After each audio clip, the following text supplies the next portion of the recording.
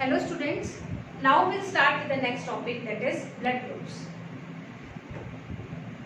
As you all are aware that there are 4 types of blood groups present in human beings, A, B, AB and O. So Landsteiner discovered ABO blood group system in humans. Landsteiner discovered ABO blood group system in humans. Landsteiner discovered A, B and O blood groups. He discovered A, B and O blood groups. De Castello and Stelli discovered AB blood group. So children, ABO blood group system was discovered by Landsteiner and he discovered 3 blood groups, A, B and O. De Castello and Stelli discovered AB blood group system. So children, this ABO blood group system is based on the presence or absence of antigens on the surface of RBC. This ABO blood group system is based on the presence of 2 types of antigen on the surface of RBC. See, this is RBC. If on its surface antigen A is present, this is antigen A. If on the surface of RBC antigen A is present, then it is known as blood group A. Then the blood group will be A. If on the surface of RBC B antigen is present, which antigen is present? B. If B antigen is present, then the blood group will be B. If both the type of antigens are present on the surface of RBC, A as well as B, then the blood group is AB. If none of these type of antigens are present, then the blood group is O. So, ABO blood group system is decided on the presence or absence of 2 types of antigens on the surface of RBC, that is A and B. If only antigen type A is present, then the blood group will be A. If B antigen is present, then the blood group will be B. If both the types of antigens are present, then the blood group is AB. And none of these antigens are present, then the blood group is O. Now, which genes, how these antigens are coded? See, to code for these antigens, there are 3 alleles present in human beings. 3 types of alleles are present in human beings. These are IA, IB and IO or small I. These 3 alleles are present in human beings which code for different types of antigen. See children, this gene IA, it codes for antigen A. This gene IB, it codes for antigen B. But IO or small I, this is recessive antigen. This is recessive allele. It does not code for any antigen.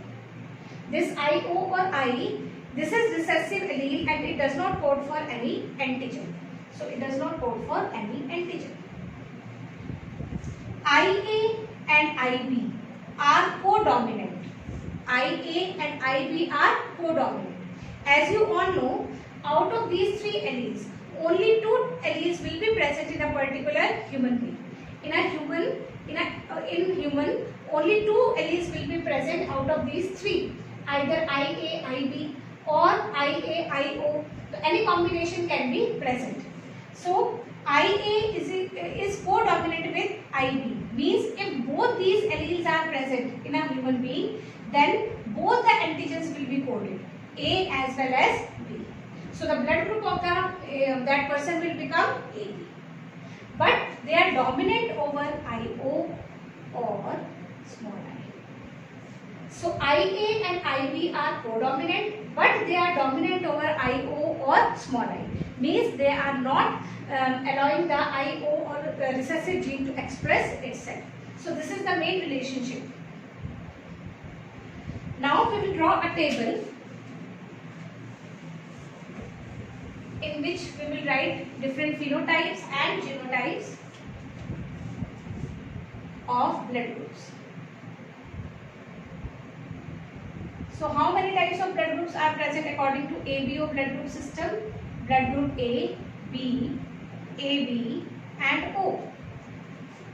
So genotype will be, means the type of genes present in the person having blood group A. So IA must be there, therefore the blood group is A. So it can be homozygous IAIA or it can be IAIO. So the genotype of the person having blood group A can be IAIA or IAI0. For blood group B it can be IB, IB or IBI0. For AB it is IAIB and for O it is IO. So 6 types of genotypes code for 4 types of phenotypes. So phenotypes are 4 and genotypes are 6. Now we will write the antigen present in the blood or on the surface of RBC. In blood group A, antigen present is A. In blood group B, antigen present is B. In blood group AB, antigen present is A and B both. In blood group O, no antigen is present on the surface of RBC. Now we will write antibody present.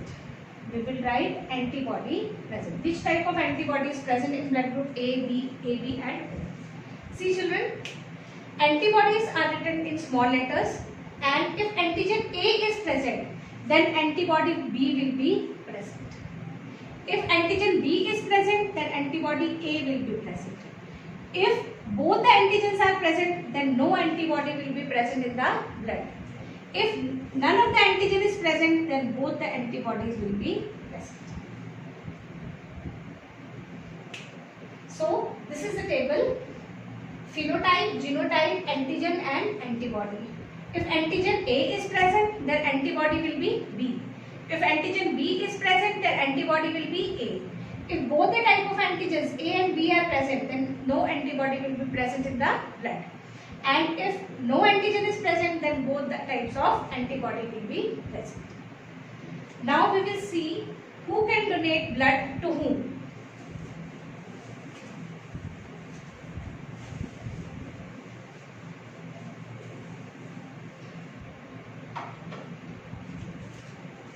We will take one donor and one recipient.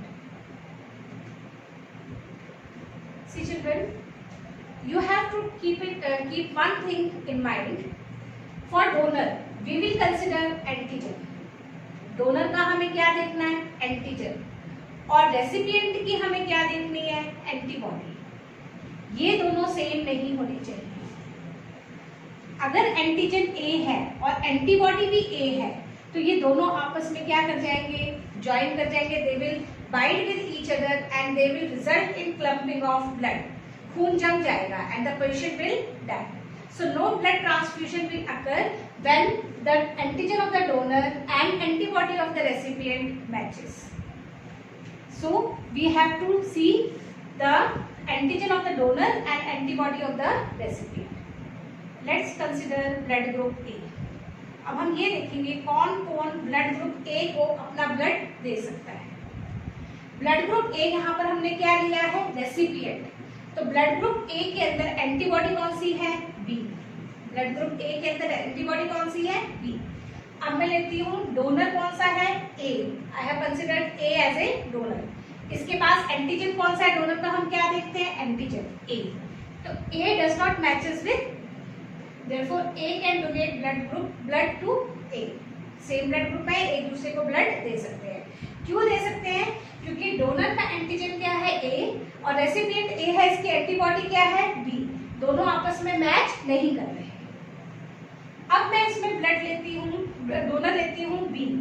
मैंने donor लिया blood group B का. अब मेरे पास donor change हो गया, that is blood group B. अब recipient के पास एंटीबॉडी कौन सी है? Small p. एंटीबॉडी भी B है, एंटीजन भी B है. ये दोनों मैच कर जाएंगे, they will clump together and the patient will die. So B can not donate blood group to its blood to A.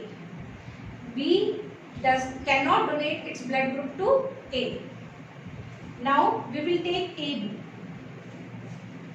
In AB, if I take AB as a donor, so it has both the antigens, A and B. So B and B will bind to each other and the blood of the patient will clump. So AB cannot donate its blood to blood group A. Now we take O. So O does not have any antigen. When O does not have any antigen, it can donate its blood to anyone. So therefore O is known as universal donor. O blood group is known as universal donor because it does not have any antigen. Right children? So जो A blood group वाला patient है या person है वो किससे blood ले सकता है? A वाले से और O ब्लड ग्रुप वाले से. अभी किसको अपना ब्लड डोनेट कर सकता है? A can donate its blood to A. ये तो हमने पढ़ लिया. अब हमने डोनर क्या लिया है? A लिया है. तो एंटीजन हमारे पास फिक्स हो गया A. अब क्या A B को ब्लड दे सकता है? नहीं दे सकता, क्योंकि जो रेसिपिएंट है B उसके पास एंटीबॉडी कौन सी होगी? A. तो ये दोनों मैच कर जाएंगे, तो ये नहीं दे पाएगा. अगर हम रेसिपिएंट लेते हैं AB, इस AB के पास कोई एंटीबॉडी ही नहीं होती. Blood group AB does not have any antibody in its blood, so A can donate its blood to AB. Therefore AB is also known as universal recipient because it can take blood from any blood group. It does not have any antibody. Now for blood group B, similarly B can donate blood group to B or O. B can give blood to B and AB. AB is universal recipient. It can take blood from any blood group A, AB and O. But it can give blood only to AB. Then O, it can receive blood only from O, but it is universal donor. It can give its blood to any blood group, person of any blood group. So this is the relationship between donor and recipient. Is it clear, children?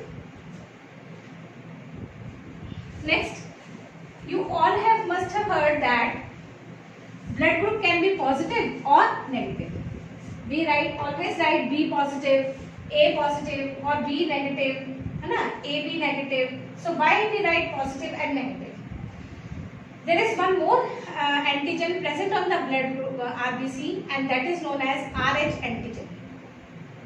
There is one more antigen present on the surface of RBC, and that antigen is known as Rh antigen.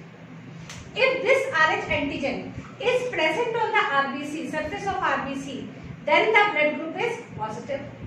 If this Rh factor or this Rh antigen is not present on the surface of RBC, then the blood group will be Rh negative.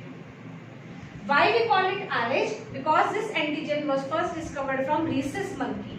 It was discovered from rhesus monkey, therefore it is known as Rh factor. So positive and negative blood depends upon the presence or absence of Rh factor. If Rh factor is present on the surface of RBC, then the blood group is Rh positive or B positive, A positive, and if it is absent, then it is negative. Now we are going to study one special phenomena given in your NCERT. So children, before blood transfusion, Rh factor should also be checked. Rh negative person should be transfused with the blood of Rh negative person only. We cannot transfuse Rh positive blood into a Rh negative person. अगर हम Rh positive person का blood Rh negative में transfuse कराते हैं तो पहली बार में तो फर्स्ट ट्रांसफ्यूजन में कोई भी दिक्कत नहीं आएगी, लेकिन जो Rh नेगेटिव पर्सन है, when he will receive Rh antigen, he will form antibodies against that Rh factor.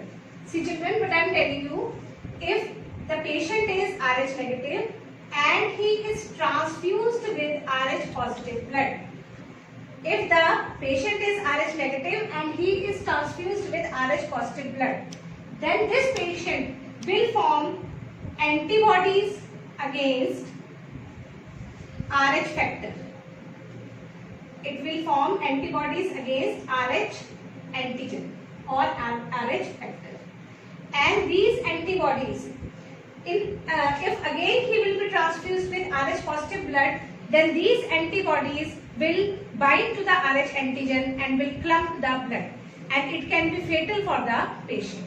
So Rh factor should also be checked before blood transfusion. So we can conclude that कि universal donor is O negative, and not only O blood group, universal donor is O negative, which does not have any antigen, and universal recipient is AB positive. Universal recipient is AB positive. Now children, related to Rh factor, one important phenomena given in your NCERT is erythroblastosis fetalis. Erythroblastosis fetalis. What happens in erythroblastosis fetalis? If mother is Rh negative and father is Rh positive, mother is Rh negative and father is Rh positive, then what will happen? The fetus can be Rh positive then. अगर mother Rh negative है और father Rh positive है, तो जो baby है, foetus है, वो क्या हो सकता है? Rh positive. तो फर्स्ट प्रेगनेंसी में कोई भी प्रॉब्लम, कोई भी दिक्कत नहीं आएगी. क्यों नहीं आएगी? Because the mother and the foetal blood does not get mixed. They are separated by the placenta. They are separated by the placenta. The blood of mother and fetus do not mix. But during the time of delivery, at the time of delivery, some blood capillaries rupture, and therefore the fetal blood can enter the mother's blood. Fetal blood can enter the mother's blood. It can mix with mother blood. So during delivery, mother can receive Rh antigen. During delivery of first pregnancy, mother can receive Rh antigen. So, if mother receives Rh factor, then the mother will form antibodies against Rh factor. That is, she will form anti-Rh antibodies. If in second pregnancy the fetus is again Rh positive. Now children, it is very important, these antibodies formed against Rh factor are of IgG type. See, antibodies are of 5 types. Out of these 5 types, one type is IgG, and this type of antibody can only cross the placenta. The rest of the 4 types of antibodies cannot cross the placenta. This is only the antibody which can cross the placenta. तो मैंने आपको क्या बताया, अगर mother Rh negative है, father Rh positive है, तो जो फर्स्ट बेबी है वो Rh पॉजिटिव हो सकता है. फर्स्ट प्रेगनेंसी में कोई प्रॉब्लम नहीं आएगी, लेकिन at the time of delivery the fetal blood can enter into the maternal blood due to rupturing of some blood capillaries. When Rh antigen will enter the mother's blood, then mother will form anti-Rh antibodies. It will form antibodies against the Rh factor. These antibodies are of IgG type. Which can cross the placenta. And these antibodies remain in the blood for the whole lifetime. If now in the second pregnancy also the fetus is Rh positive. In second pregnancy, fetus is again Rh positive. Then what will happen? These antibodies will enter into the fetus through placenta, because IgG type of antibodies can cross the placenta, and these bodies are formed against Rh factor. So when these antibodies will enter the fetal blood, they will clot, they will bind to the Rh factor, they will clump the fetal blood. It can cause anemia, it can cause jaundice, and it will be fatal for the life of the fetus. And it can cause death of the fetus. So death due to this reason is known as erythroblastosis fetalis. Death due to this reason is known as erythroblastosis. So the condition of erythroblastosis fetalis can be avoided by giving anti-Rh antibodies to the mother immediately after the delivery of the first baby. So if the mother is Rh negative, she should be given anti-Rh antibodies immediately after the birth of the first baby, if the baby is Rh positive. So this was all about the blood groups. Next topic is blood clotting or blood coagulation. See children, when blood flows in our arteries and veins, there is no blood clotting because a natural anticoagulant is present in our blood, and that is known as heparin. But on injury, the blood clots. A fine red colored structure is there on the site of injury, that is known as clot or coagulum. Various factors are involved in blood clotting, and these are together called factors for blood clotting. They are 13 in number. They are 13 in number, and they are called as factor 1, 2, 3. They are having number as well as name. So factor 1 is also called fibrinogen. This is inactive form of fibrin.